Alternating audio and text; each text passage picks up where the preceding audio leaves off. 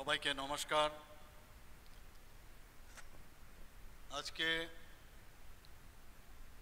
বড় কাটাল নতুন বাজারে সিমনা মণ্ডলের উদ্যোগে যে যোগদান সভা, সেই যোগদান সভায় একটু আগে যিনি ওনার মূল্যবান বক্তব্য আমাদের সামনে রেখেছেন, ত্রিপুরা সরকারের ট্রাইবেল ওয়েলফেয়ার এবং অন্যান্য দপ্তরের মাননীয় মন্ত্রী শ্রী বিকাশ দেববর্মা মহোদয়, আমাদের মাঝে উপস্থিত আছেন ত্রিপুরা প্রদেশ বিজেপির সম্মানিত সাধারণ সম্পাদক তথা আমাদের ইউথ আইকন আমাদের পার্টির শ্রী বিপিন দেববর্মা মহোদয়, উনিও ওনার বক্তব্য আমাদের সামনে রেখেছেন। এই জেলার যিনি সদর রুরালের যিনি সম্মানিত সভাপতি শ্রী গৌরাঙ্গ ভৌমিক মহোদয় মঞ্চে উপস্থিত আছেন এবং আমাদের এই যে সদর রুরাল ডিস্ট্রিক্টের একটা ভাইব্রেন্ট যে ডিস্ট্রিক্ট আমাদের ভারতীয় জনতা পার্টির হওয়া, ওনার নেতৃত্বে সেটা বর্তমানে আমরা দেখতে পাচ্ছি। আমাদের মাঝে উপস্থিত আছেন আমাদের জনজাতি মোর্চার যিনি সম্মানিত ভাইস প্রেসিডেন্ট শ্রী মঙ্গল দেববর্মা মহোদয়, এখানে উপস্থিত আছেন শ্রী রণবীর দেববর্মা মহোদয়, বিএসসির চেয়ারম্যান লেফুঙ্গা আরডি ব্লকের।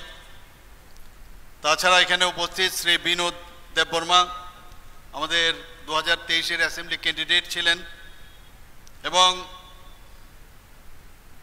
অন্যান্য মণ্ডলের জেলা মণ্ডল সভাপতিরা এখানে উপস্থিত হয়েছেন এবং আমাদের বিভিন্ন স্তরের যারা নেতৃত্বরা এবং ভারতীয় জনতা পার্টির যারা বিভিন্ন কার্যকর্তারা এখানে উপস্থিত, এবং যাদের জন্য আজকের এই সমাবেশ, যারা ভারতীয় জনতা পার্টিতে আজকে যোগদান করতে এসছেন, এবং মিডিয়া বন্ধুরা, সবাইকে আমি প্রথমেই হার্দিক অভিনন্দন ও শুভেচ্ছা জানাচ্ছি। এখানে আমার পূর্ববর্তী বক্তারা বলেছেন বিস্তৃতভাবে। কিছুদিন আগে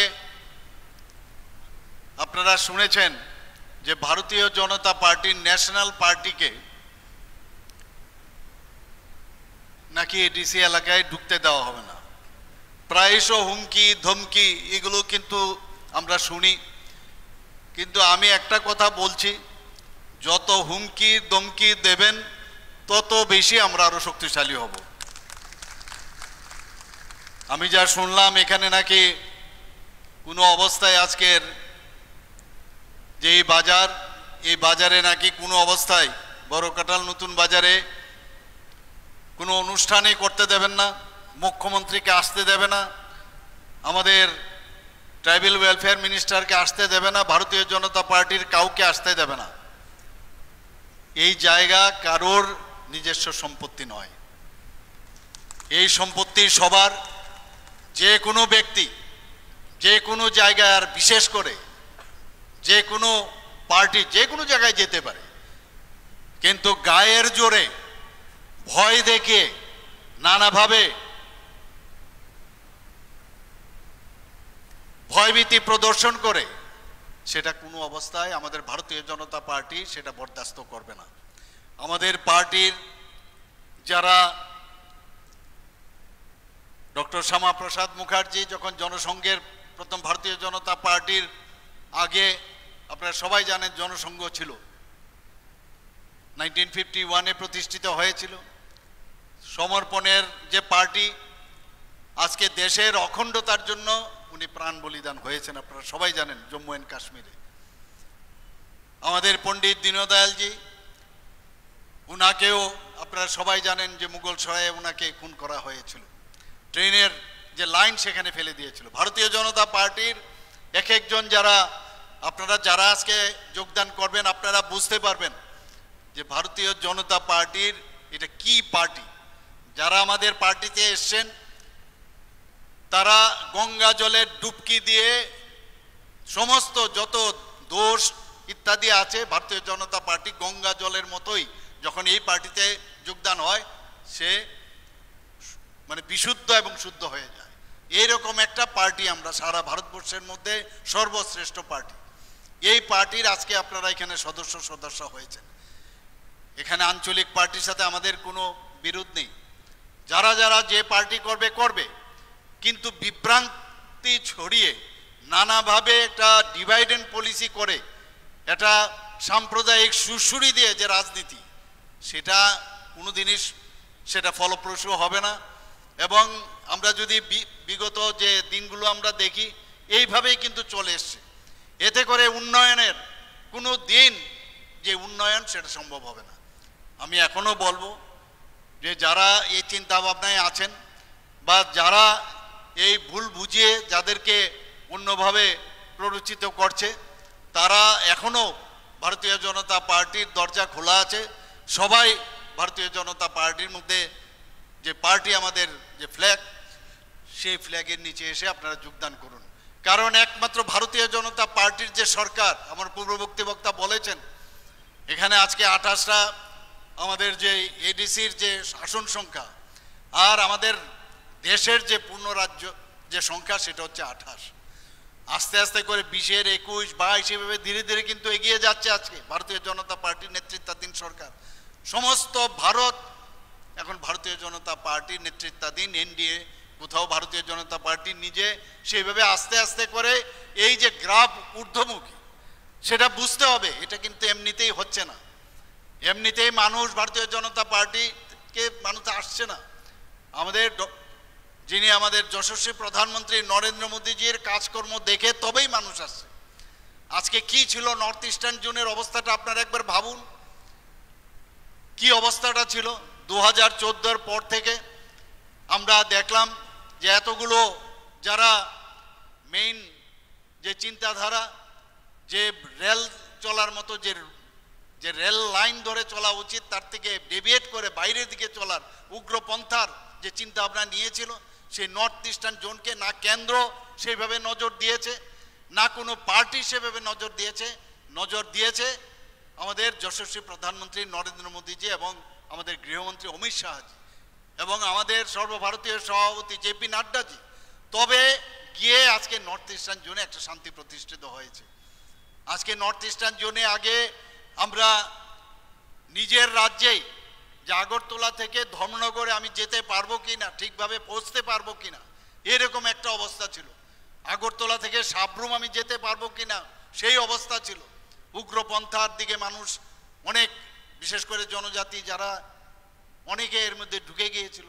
কারণ বুঝতে পারছিল না গার্জিয়ানকে ভুল পথে চলানোর জন্য বহু লোক এখানে আছে, তাদেরকে নিজেদের যে ব্যক্তিগত স্বার্থে তাদেরকে ভুল পথে পরিচালিত করেছে। মাননীয় প্রধানমন্ত্রী যে এসে বলছেন এইভাবে দেশ চলতে পারে না। আজকে নর্থ ইস্টার্ন জোনে 11 থেকে 12-13টার মতো যে অ্যাকর্ড করেছে, সেই অ্যাকর্ডের কারণে আজকে একটা শান্তি প্রতিষ্ঠিত হয়েছে। বন্ধুগণ, এখনো চেষ্টা চলছে ভারতকে কিভাবে কমজোর করা যায়। আমাদের রাজ্যকেও, বিভিন্ন রাজ্যের মধ্যেও চেষ্টা করছে কিভাবে কমজোর করা যায়। একদিকে আমরা উন্নয়ন করছি, আর একদিকে এই ধরনের চক্রান্ত করছে। আজকে নর্থ ইস্টার্ন জোনে এখন আপনি যে কোনো জায়গায় আপনি যেতে পারেন। আমরা যদি আগরতলা থেকে ধর্মনগরে যাই, নো প্রবলেম। আজকে কৈলাস শহর থেকে আগরতলা যায়, কোনো সম্ভব নয়। আমাদের সাবরুমে যান, কোনো সমস্যা নেই। এই যে একটা ভাইচারার এখন বিষয় দাঁড়িয়েছে, আমরা ইংরেজিতে যদি বলি ইউনিটি ইন ডাইভার্সিটি, আমরা যদি বলি, সেটা ত্রিপুরাতে আজকে আমরা দেখতে পাচ্ছি। কিন্তু অনেকে সহ্য হচ্ছে না, বদ হজম হয়। ভালো খাবারের কিন্তু বদ হজম হয়। আরে ভালো কাজ করছে, তাড়াতাড়ি কিছু না কিছু করো। মানুষকে ভুল বোঝানোর চেষ্টা করা হচ্ছে। সবকা সাথ সবকা বিকাশ বিশ্বাস, আর তার যে প্রয়াস, সেই চিন্তাধারার পার্টি হচ্ছে ভারতীয় জনতা পার্টি। একটা অদ্ভুত এই পার্টি। এখানে আমার পূর্ববর্তী বক্তা মাননীয় মন্ত্রী বিকাশবাবু বলেছেন যে প্রথমে প্রতিবাদ, আর প্রতিবাদে যদি না হয় তাহলে কি করতে হবে? প্রতিরোধ। প্রতিরোধ যদি না কাজ করে তাহলে প্রতিশোধ। এটা ডক্টর শ্যামাপ্রসাদ মুখার্জির কথা। তো এই যে বিষয়, আমরা প্রতিশোধেও যাচ্ছি না। আমরা বলছি যে এখনো সময় আছে, এখনো সময় আছে কিভাবে ডেভেলপমেন্ট আজকে আমাদের জনজাতি ভাই বোনদের এবং জনজাতি অধ্যুষিত এলাকায় কিভাবে উন্নয়ন করা যায়, তার বিষয়ে আমাদের কাজ করছি। কিন্তু যেভাবে আমরা কাজ করতে যাই, সেখানে ডেভিয়েট করে আমাদের মধ্যেই একটা ঘোলা জলে মাছ ধরার একটা প্রক্রিয়া এখানে চলছে। আমাদের কোনোদিন আপনারা ভাবতে পারেন ত্রিপুরাতে মাননীয় প্রধানমন্ত্রী জি আসার পর এক নাগারে সাতজন আমাদের জনজাতির যারা বিশিষ্ট ব্যক্তিরা তাদেরকে এক নাগারে তাদেরকে পদ্মশ্রী যে উপাধি দিয়ে ভূষিত করেছে। আর কোনোদিন আগে শুনেছেন কখনো? আজকে যে দ্রৌপদী মুর্মু জি একজন জনজাতি গোষ্ঠীর, উনাকে আজকে ভারতবর্ষের যিনি আমাদের সম্মানীয় রাষ্ট্রপতিজি, সেখানে একজন সেই মহিলা এবং জনজাতি গোষ্ঠীর মহিলাকে সেখানে বসিয়েছেন মাননীয় প্রধানমন্ত্রীজি। আরও শুনলে আপনারা সবাই জানেন, কিন্তু এগুলো আপনাদের বলতে হবে। ত্রিপুরা রাজ্যে রাজ্যপাল কোনোদিন বানাবে কোনো জায়গা ভাবা যায় কোনোদিন? এই রাজ পরিবারেরই কৃতি সন্তান জিষ্ণুদেব বর্মা মহোদয়, উনাকে তেলেঙ্গানার মতো একটা বড় রাজ্যের উনাকে রাজ্যপাল বানিয়েছেন। এগুলো আপনারা বলবেন না? আমাদের সরকার আসার পর আজকে বলছে অনেকে অনেক কিছু বলছে, কিন্তু পাওয়ার পরে আরেক কথা বলছে। আমাদের এই সরকার 2018 আসার আগে আপনারা এখন যেসব দাবি দাওয়া করছেন, তখন তো আপনাদের চেহারাও দেখা যায়নি। এখন যেসব দাবি দাওয়া করছেন গণতন্ত্র, তখন এই গণতন্ত্রের ভয়ে কি অবস্থা ছিল, আপনারা তো তখন মানে মুখ শুকিয়ে ঘরের ভিতর বসেছিলেন। আমাদের সরকার আসার পর এখন এই করতে হবে সেই করতে হবে, তখন কোথায় ছিলেন আপনারা? আমাদের সরকার আসার পর আজকে এই রাজ পরিবারের আজকে আমাদের যিনি ত্রিপুরা রাজ্যের যে আধুনিক ত্রিপুরার রূপকার বলা হয় মহারাজা বীর বিক্রম কিশোর মাণিক্য বাহাদুর, উনার নামে আজকে আমরা এয়ারপোর্ট মাননীয় প্রধানমন্ত্রী জি এসে উৎসর্গ করেছে। আমি ত্রিপুরাতে আমি যখন প্রথম মুখ্যমন্ত্রী হই, এই রাজ পরিবারের আরেকজন ব্যক্তিত্ব সারা পৃথিবীর মধ্যে খ্যাত আমাদের বিশিষ্ট সুরকার এবং গায়ক এস.ডি. বর্মন, উনাকে আমরা এসে আমি নিজে সেটাকে উনার মূর্তি আমরা প্রতিষ্ঠিত করেছি। যদি আপনারা এয়ারপোর্ট থেকে আসেন, সেখানে উনার মূর্তি আমি প্রতিষ্ঠিত করেছি। আমরা সম্মান দিতে জানি। আগরতলার মধ্যে যে কামঞ্চমনির সাথে একটা আইল্যান্ড ছিল, সেটা আমরা ছোটবেলা একদম ছোট সেখানে দেখেছি যে একটা মাইলের, তখন মাইল ছিল, কিলোমিটার ছিল না, এই মাইল ফলক 0 মাইল ফলক সেখানে ছিল। আমরা তার হাঁটাবাটা করতাম এদিক সেদিক, আস্তে আস্তে দেখলাম সেটা মাটির নিচে চলে গেছে। যখন আমি মুখ্যমন্ত্রী হই, আমি সেটাকে উপরে উঠিয়েছি যে 0 এখান থেকে শুরু হয়, যে ধর্মনগর কত দূর, সাবরুম কত দূর, শান্তির বাজার কত দূর, এখান থেকে অনেকেই জানে না এই বিষয়। সেটাকে আমরা উঠালাম এবং এই আধুনিক যে রূপকার যে মহারাজা বীর বিক্রম কিশোর মাণিক্য বাহাদুর, উনার যে মূর্তি সেখানে আমি প্রতিষ্ঠিত করেছি। এবং ওই যে আইল্যান্ডটা এখন কামান চমনি না, এটা বীর বিক্রম কিশোরের নামে সেখানে চমনি হয়েছে। আমরা সম্মান দিতে জানি একের পরে। আপনারা সবাই জানেন যে সংগ্রামা, আমি উনাদের যে প্রোগ্রামে আমি গিয়েছিলাম, ওনারা দাবি করেছিলেন যে আমাদেরকে আপনারা এইবারের যে ছুটি আপনাদের সরকারি ঘোষণা হয় যে রেস্ট্রিক্টেড হলিডে, সেই রেস্ট্রিক্টেড হলিডেতে তার নাম আপনারা দিতে হবে। আমি আসলাম, এসে ক্যাবিনেটের ডিসিশন নিয়ে আমাদের মাননীয় মন্ত্রী বাহাদুরও ছিলেন, সেখানে আমরা পাশ করে সে সংগ্রামাদের যে ছুটির দিন সেটা আমরা ঘোষণা করেছি।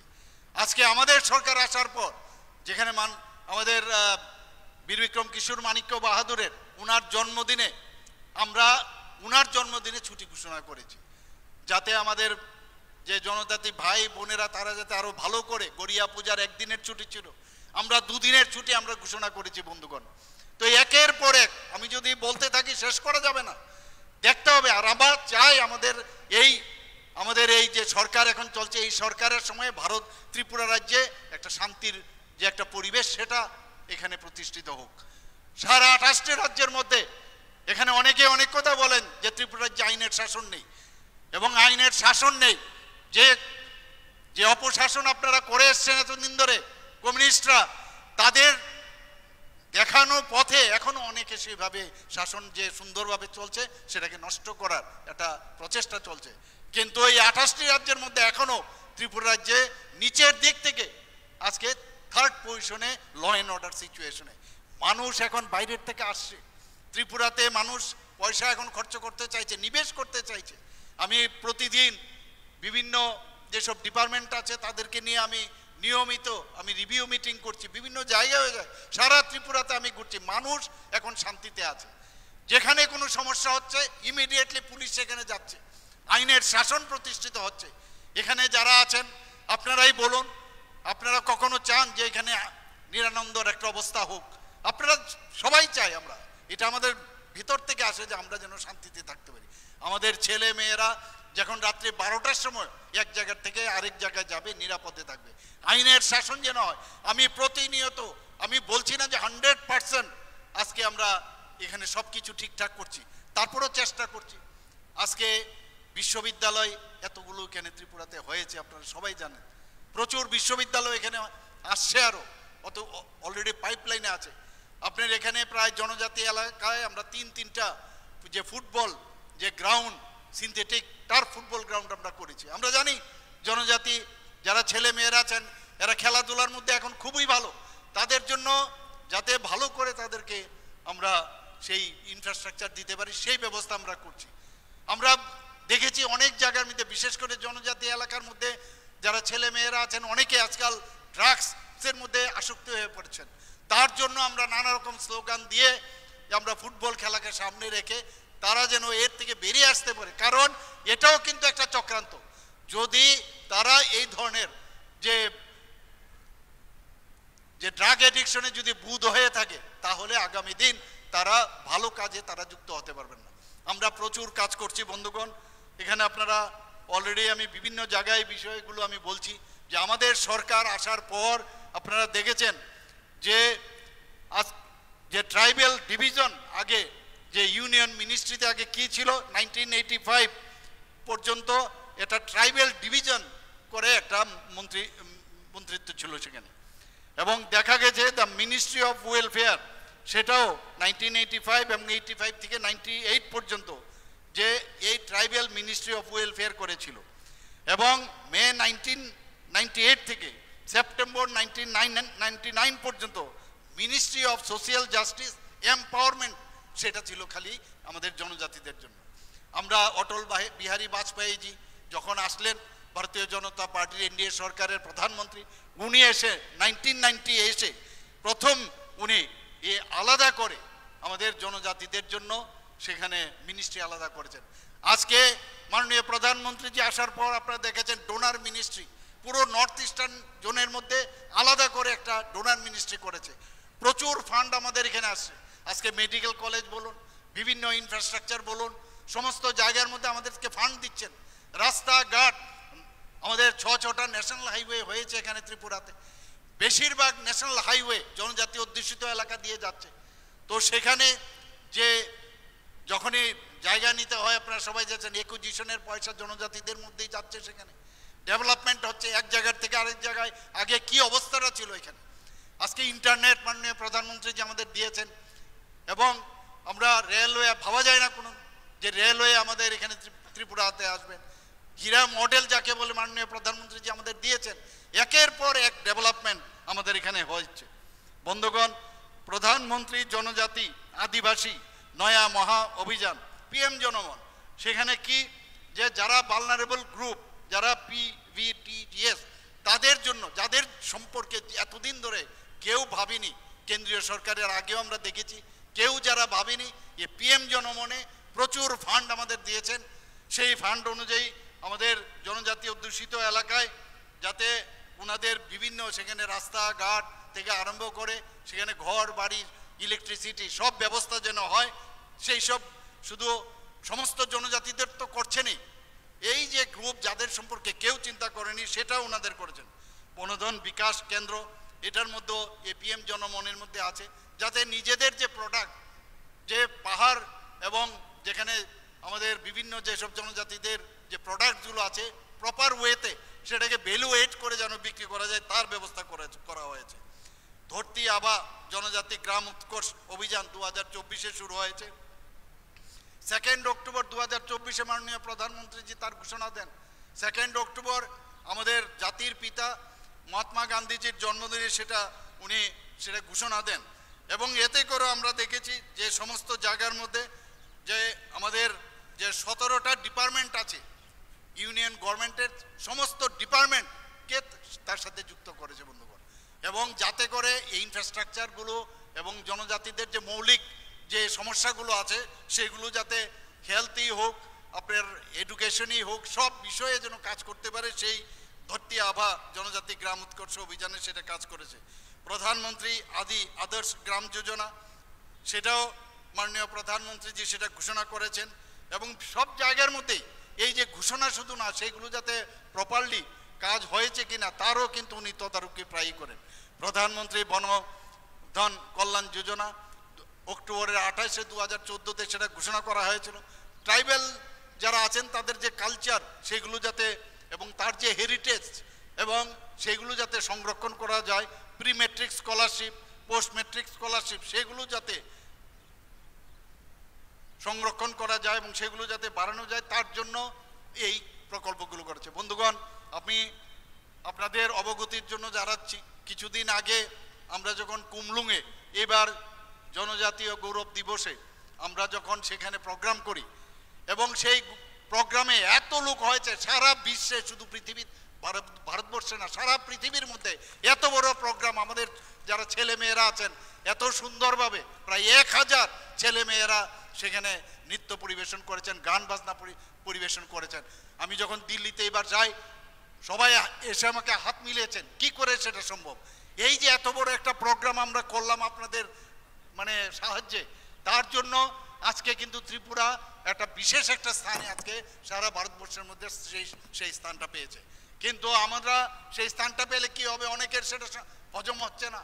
এর জন্য এরকমভাবে নানাভাবে চেষ্টা করছে যে কি করে আমাদের যে বিভিন্ন যেসব এখানে জনজাতি গোষ্ঠীর যারা এখানে ভারতীয় জনতা পার্টিতে যোগদান করছেন, কিভাবে তাকে বন্ধ করা যায়, কিভাবে তাকে রোকা যায়, তার চিন্তা ভাবনা এখানে করছে। বন্ধুগণ, সেখানে আমি কয়েকটা ঘোষণা দিয়েছিলাম যে 34,000 ছাত্রছাত্রী যারা আছেন সেখানে ছাত্রাবাসে বৃত্তি আমরা দিচ্ছি সেখানে, এবং সেখানে আরও 2700 আসন সেখানে আরও বৃদ্ধি করেছি।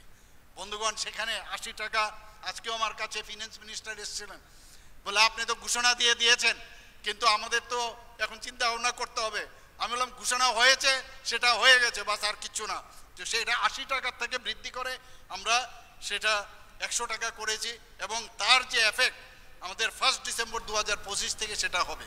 বন্ধুগণ, শুধু তাই নয়, যে এই যে চলতি আর্থিক বছর তাতে করে 8,11,00,000 টাকা সেখানে দিতে হবে এবং পরবর্তী যে আর্থিক বছর সেখানে 23,65,00,000 টাকা ব্যয় হবে। এই যে 20 টাকা করে আমরা বাড়ালাম সেটা। বন্ধুগণ, আগরতলা অভয়নগর কলেজে যারা পড়াশোনা সেখানে করছে বা করবে আগামী দিনে 100 শয্যা বিশিষ্ট একটি বয়েজ হোস্টেল সেখানে নির্মাণ করা হবে। আমি সেখানে সেটা ঘোষণা দিয়েছিলাম, সেটাও প্রায় 6 কোটি টাকার মতো খরচ করা হবে।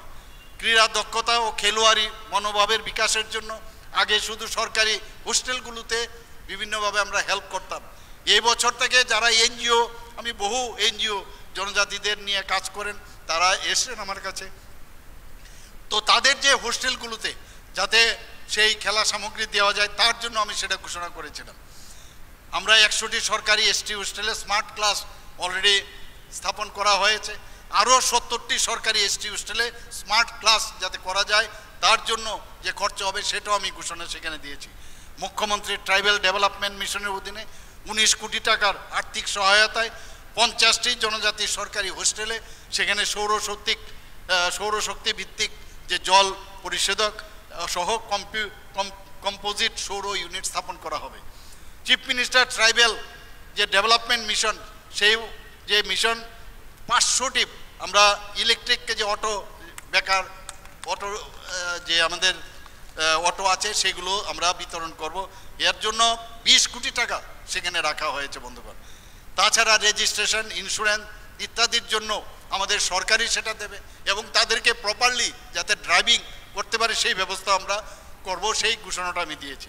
চিফ মিনিস্টার ট্রাইবাল ডেভেলপমেন্টের অধীনে 30,000 জন জনজাতি মহিলাকে এখন পর্যন্ত আমরা যারা তাঁতি আছেন, মহিলা তাঁতি, তাদেরকে সুতা বিতরণ আমরা করেছি, আরও বিতরণ করা হবে, যার জন্য যে টাকা ব্যয় হবে। আমরা বন্ধুগণ, একের পর এক আমরা চাইছি যে এই জনজাতিদের, উনি ঠিকই বলেছেন, আমাদের যে ট্রাইবাল ওয়েলফেয়ার মিনিস্টার বলছেন, উনাকে প্রায়ই আমি বলি জনজাতিদের জন্য তোমার যা যা খুশি তুমি আমার কাছে নিয়ে এসো, আমি দেখব যা ওদের উন্নয়নের জন্য যা যা লাগবে। বিভিন্ন অধ্যুষিত এলাকায় মাননীয় প্রধানমন্ত্রীজি তো করছেনই, কিন্তু আমরাও সেইভাবে আমরা কাজ করব। বন্ধুগণ, অনেকে অনেক কথা বলেন, কিন্তু ডাটা নিয়ে কিন্তু কেউ কথা বলেন না যে 2024 এবং 25 সালে যে রিভাইজ এস্টিমেট বাজেট হয়েছে 30,296 টাকা রাখা হয়েছিল। সেখানে আমরা যদি বেতন ভাতা এবং পেনশন এবং লোন সেগুলো যদি বাদ দেই তাহলে 17,014 কোটি টাকা থাকে। সেই জায়গার মধ্যে দাঁড়িয়ে আমরা যে জনজাতি অধ্যুষিত এলাকার উন্নয়নের জন্য প্রায় 6,645 কোটি টাকা আমরা খরচ করেছি। অর্থাৎ শতাংশের হিসাব যদি দেখা যায় 39.06% আমরা খরচ করেছি। এইবার সেটা কিন্তু আরও বাড়বে, প্রায় 40% বাড়বে 2025-26-এ। তো বাজেটের হিসাব ছাড়াও আমরা বিভিন্নভাবে RIDF-ই হোক, আমরা সেখানে ইন্দো জার্মান যে ইনফ্রাস্ট্রাকচার ডেভেলপমেন্টের সেখান থেকেও আমরা জনজাতিদের জন্যই খালি আমরা সেই টাকা আমরা নিচ্ছি। শুধু তাই নয়, আমরা ওয়ার্ল্ড ব্যাংক থেকে 1400 প্রায় 1,400 কোটি টাকা আমরা নিয়েছি ট্রেসপের মাধ্যমে। বিভিন্ন জায়গায় জনজাতি অধ্যুষিত এলাকায় আমরা বিভিন্নভাবে আমরা কাজ করছি। আমরা যে টেলিম্যান প্রজেক্টে প্রায় 1700 কোটি থেকে 1800 কোটি টাকা আমরা সেটা নিয়েছি। সেখানেও বিভিন্ন যে আমাদের ফরেস্ট যে এলাকা আছে সেখানে আমরা সেই কাজগুলো আমরা করি। আপনারা সবাই জানেন যে আমাদের গভর্নমেন্ট আসার আগে কী অবস্থাটা ছিল। এই যে রিয়াং যারা শরণার্থীরা এখানে এসেছেন, আমাদের সরকার আসার পর এই রিয়াং জনজাতিদের তাদেরকে পুনর্বাসনের ব্যবস্থা করে। এগুলো তো আপনাদের বুঝতে হবে, খালি মুখে বললে হবে না, আমরা কাজ করে দেখাচ্ছি। সেইগুলো নিয়ে সবসময় আপনারা কথা বলুন কি না করছে। 12টা জায়গার মধ্যে আমরা এখন তাদেরকে সেখানে ওদের সেটেলমেন্টের ব্যবস্থা করেছি। প্রায় সেখানে 800 কোটি টাকা সেন্ট্রাল গভর্নমেন্ট থেকে আমরা পেয়েছি। প্লাস আমাদের সরকার রাস্তাঘাট সেখানে পড়াশোনার সুবিধার থেকে আরম্ভ করে ইলেকট্রিসিটি সব আমরা সেখানে ভেবে দিচ্ছি। এগুলো তো আগে কেউ কোনো দিন করেনি। আমাদের ত্রিপুরা সরকার আসার পর আপনারা দেখেছেন মাননীয় প্রধানমন্ত্রীজির যে আমাদের উপর যে আশীর্বাদ উনি আমাদের রেখেছেন, তার উপর ভিত্তি করে আমাদের হোম মিনিস্টার সাহেব এবং আমি নিজেও সেখানে গিয়েছিলাম। আমাদের এখানে যে ATTF এবং NLFT এদেরকে সাথে আমাদের সমঝোতা হয়, সেই সমঝোতার তারাও কিন্তু অস্ত্র সমর্পণ করেছেন। একের পর এক শান্তির জন্য আমরা তৈরি করি না। CPM-এর সময় উগ্রপন্থী তৈরি করেছিল, আর আমাদের সময় সেই উগ্রপন্থীদের মেইন লাইনে আমরা নিয়ে এসেছি। সেটাই হচ্ছে ব্যতিক্রম অন্যান্য পার্টির তুলনায়। বন্ধুগণ, আমরা উচ্ছৃঙ্খলতা চাই না, কিন্তু যারা উচ্ছৃঙ্খলতার মাধ্যমে গায়ের জুড়ে কোনো কাজ করবে, আমাদের কণ্ঠরোধ করার চেষ্টা করবে, আমাদের মানে সাধারণ মানুষের কণ্ঠরোধ করবে, তাদেরকে কোনো অবস্থায় ছেড়ে আমরা কথা বলবো না। বন্ধুগণ, আমি আর বিশেষ কিছু বলছি না। আজকে যারা এখানে ভারতীয় জনতা পার্টির পতাকা তোলে যোগদান করতে এসছেন তাদেরকে আমি একটা কথাই বলবো, সঠিক সময়ে সঠিক সিদ্ধান্ত আপনারা নিয়েছেন। আপনারা আসার পরে ভারতীয় জনতা পার্টির শক্তি আরও বেশি বৃদ্ধি পাবে, এবং আপনারা শুধু শক্তি বৃদ্ধি হবে না, আপনাদের দেখে আমি সমস্ত জনজাতি ভাই বোনদের উদ্দেশ্যে আমি একটা কথাই বলবো, এখনো সময় আছে। আমাদের রাজ্যকে আমাদের যিনি জেনারেল সেক্রেটারি আমাদের বিপিনবাবু অলরেডি বলেছেন যে এ নিউ ইন্ডিয়া হ্যায়, ये न्यू त्रिपुरा है। तो এর জন্য নিউ ত্রিপুরা, নিউ ইন্ডিয়া, এক ভারত শ্রেষ্ঠ ভারত, এক ত্রিপুরা শ্রেষ্ঠ ত্রিপুরা যদি তৈরি করতে হয় আপনারা তাড়াতাড়ি আসুন, এসে ভারতীয় জনতা পার্টিতে যোগদান করুন। তবেই আমরা এই যে আমাদের ইচ্ছা, মাননীয় প্রধানমন্ত্রীর যে ইচ্ছা, সেটা সম্ভব হবে। সবাইকে আমি আবার অসম্ভব ধন্যবাদ দিয়ে আমি আমার বক্তব্য শেষ করছি। আম্মাই বেলে বেলেকে হামবাই চিনি সারনো হাসতে নি বরং কোন চিনি মন্ত্রী অকরা সারনো বেলে বেলেকে হামবাই চিনি বসকাঙ্গ নাংকুমনি কক